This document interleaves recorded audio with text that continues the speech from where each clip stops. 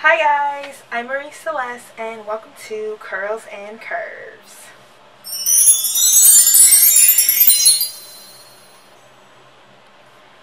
So today is whatever Wednesday. On these days, we just post, whatever. Could be a exercise video, a personal video, a vlog, just whatever we feel like posting on these days. Today's video is going to be a personal one and a personal message to people. I would like to say ahead of time, listen to understand, not to respond. With this subject, it is a very touchy and sensitive subject, but I want people to understand where it is I'm coming from and why it is I feel the way I do. And I don't want people to jump to conclusions, become keyboard warriors or anything. Just listen and understand and then comment, Don't just jump head first into stuff. So, sorry, let's get into it. Sorry. So, today's video is going to be about depression and suicidal thoughts and how to cope with it. Now, a big misconception about depression and suicidal thoughts is a lot of people feel that those who commit suicide are selfish. And to those people, I would like to say, you're an a-hole, okay? Because the thing is, you have no idea what was going on in their minds before they did that, before they committed suicide, You have no idea the pain or suffering they could have been going through for them to commit suicide, or for them to even think about committing suicide. A lot of people like to jump to conclusions and say that about, their loved ones, and it's just so heartbreaking that people don't even try to understand what was going on, or why they felt the need to do that. And a lot of people like to downplay, someone's emotions when, they feel that way. Like, because I'm depressed, you want to tell me that whatever problems I'm going through isn't as bad as what someone else is going through. And that's not cool. Don't downplay what I'm feeling because it's not as bad as someone else. I'm not saying my pain is worse than yours, but the pain that I'm going through is bad to me. It's bad to me. And for you to tell me that I should get over it, I should, it's okay, it's life, it happens, is really, really messed up. If you say that to somebody, you really need to reevaluate, your life, because that's rude and it's really messed up. Like, you don't understand the thought that is going through their head already, and then you coming into my ear telling me, oh, you need to get over it. You're fine. You'll be okay. Like, how dare you,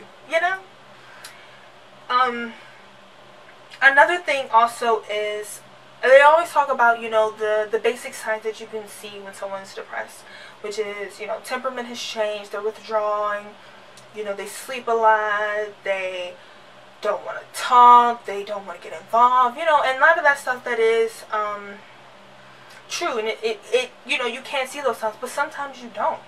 Sometimes the signs aren't there, and it does happen, and you should not blame yourself. A lot of people do blame themselves and feel, is there something I could have done differently? Maybe I should have reached out more, maybe I should have done this. And sometimes you can do everything you can, and it happens.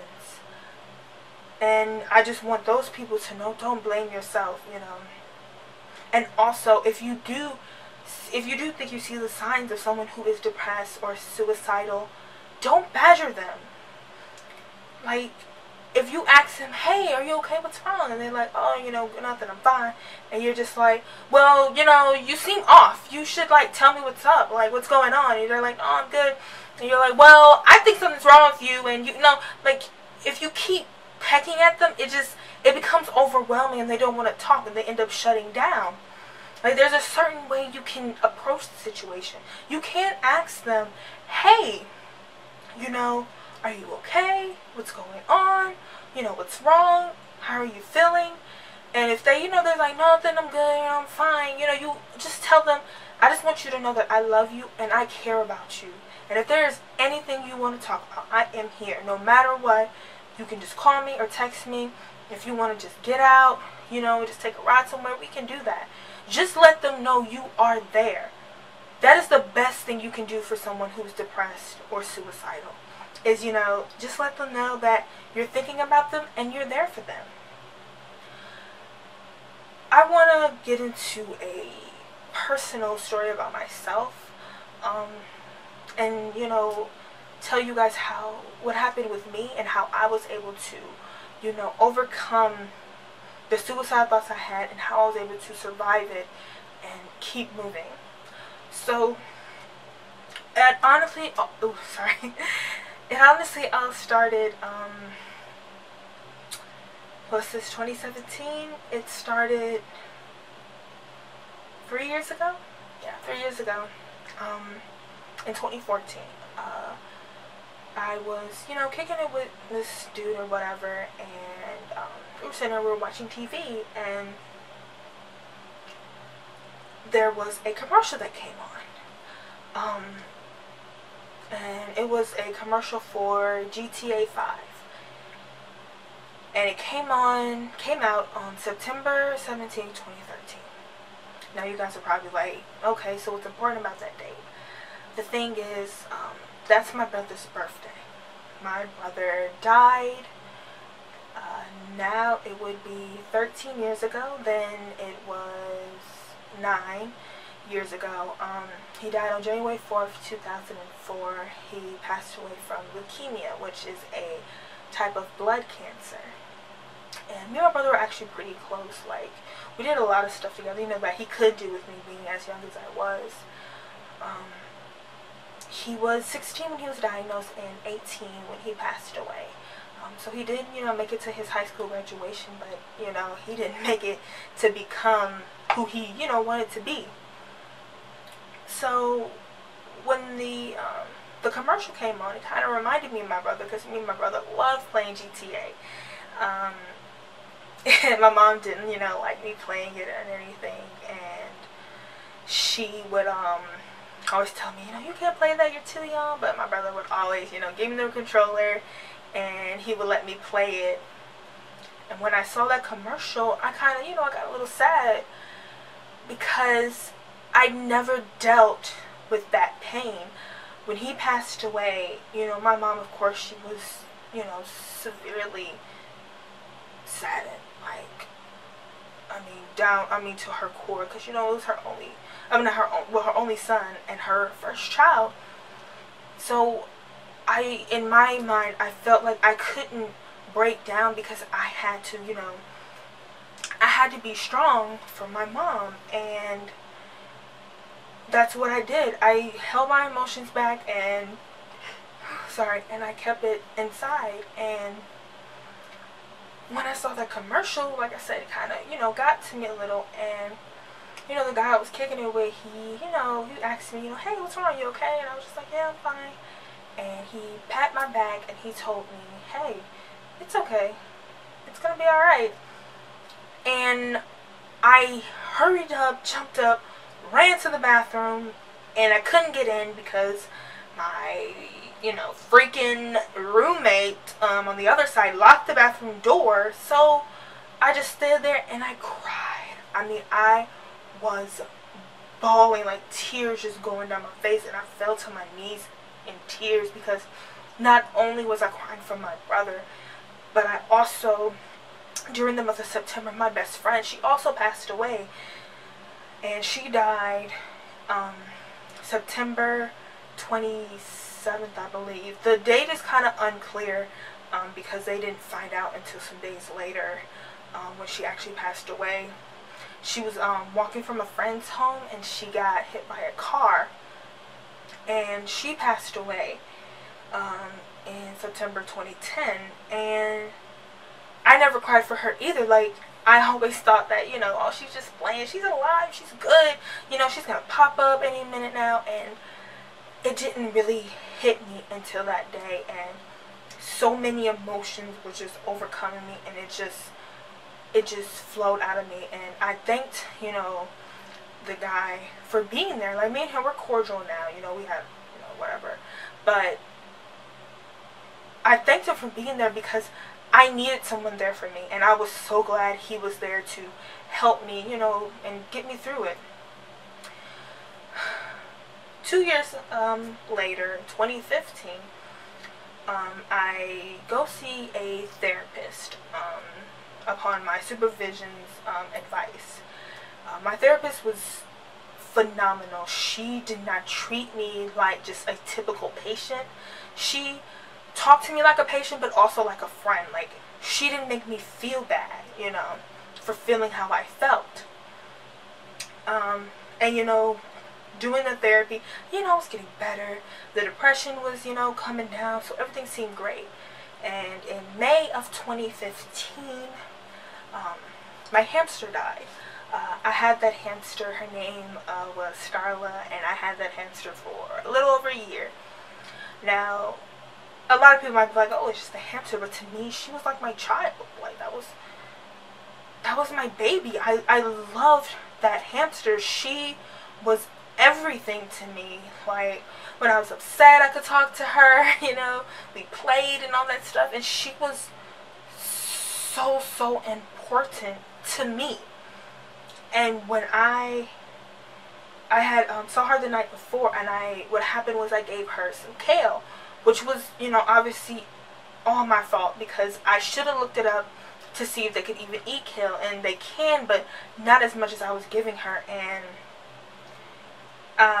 the next day, you know, she normally always up and she greets me, you know, or I'll tickle her or whatever to wake her up, and she wouldn't move. And I was like, you know, what the heck is going on? I'm touching her and she's cold. And that's when I found out she was dead, and I cried so hard, because that moment it's not just because she passed away, but I felt that anyone that I truly and deeply cared about would die because of me. Like, I felt my brother passed away because I couldn't give him bone marrow. And I felt that my best friend died because I didn't do enough to help her out of her home situation. Like, maybe I could have did more. I could have got her out, and then she wouldn't have, you know, she wouldn't have got hit by that car.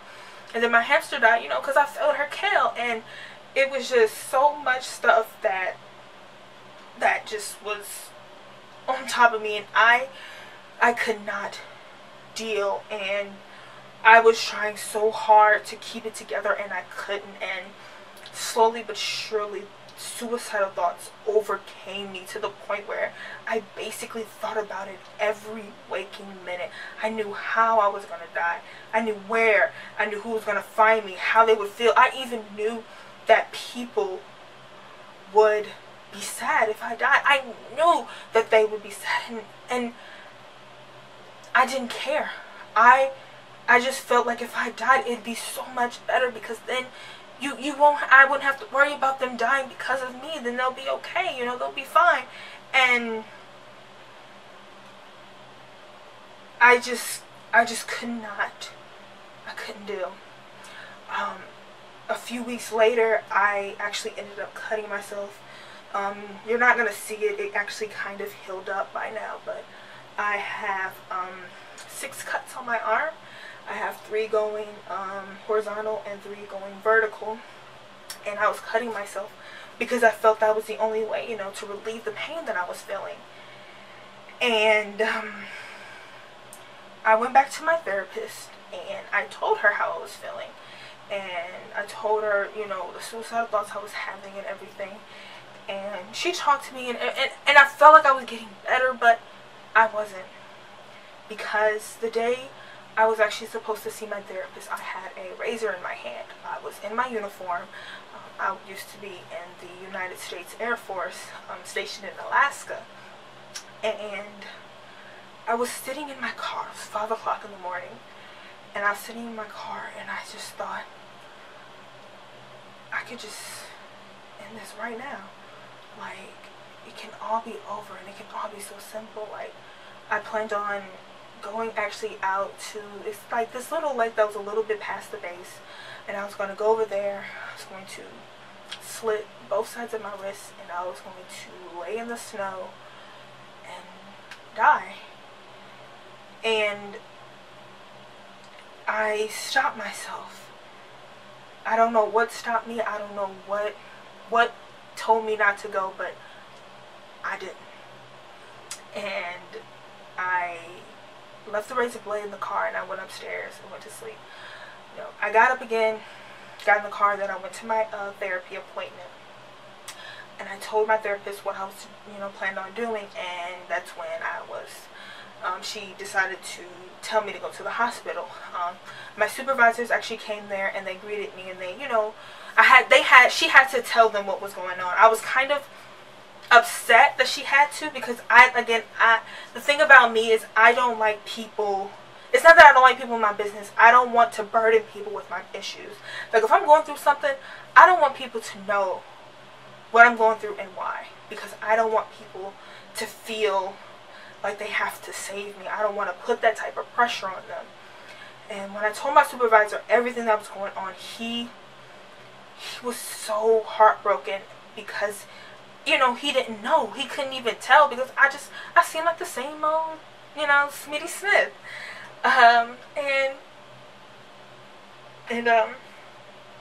It's just, when I saw the look on his face, he looked so heartbroken, and it kind of hurt me too, because my intention was never to hurt anyone else. That's why I don't, tell people what's going on with me, because I don't want them to feel the pain that I'm feeling. I want them to be happy. I want you to be happy. I don't want you to feel what's going on with me, and I don't want you to feel obligated, to help. But they took me to the hospital. They took me there.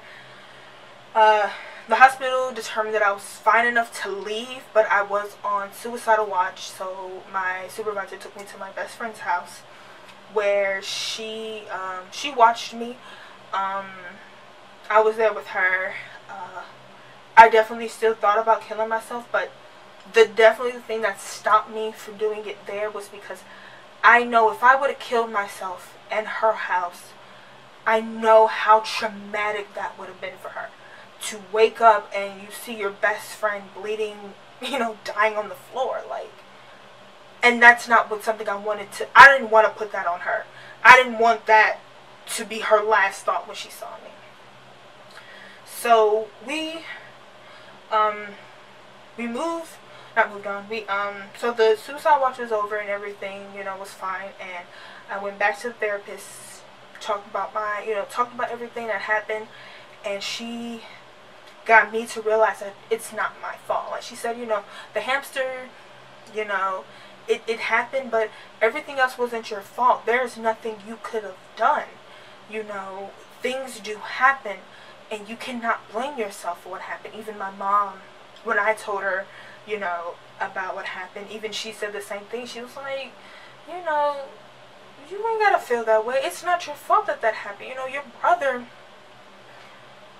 unfortunately it happened, but your brother had cancer on both sides, so he had a really low chance of survival. And your best friend, she was in that situation, but there's nothing you could have done. Your hamster, yeah, you should have read up on it, but you can't really blame yourself for what happened. And that is what really it definitely helped me out. And there's one thing I want to say is that I definitely thank my supervision and everyone, that was there, that helped me, that talked to me, and helped me get through it. So I say all this to tell you that I know you're hurting, and talk to someone. Get help.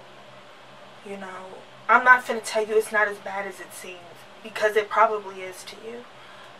But just know that you are loved, and that you are an amazing and incredible person.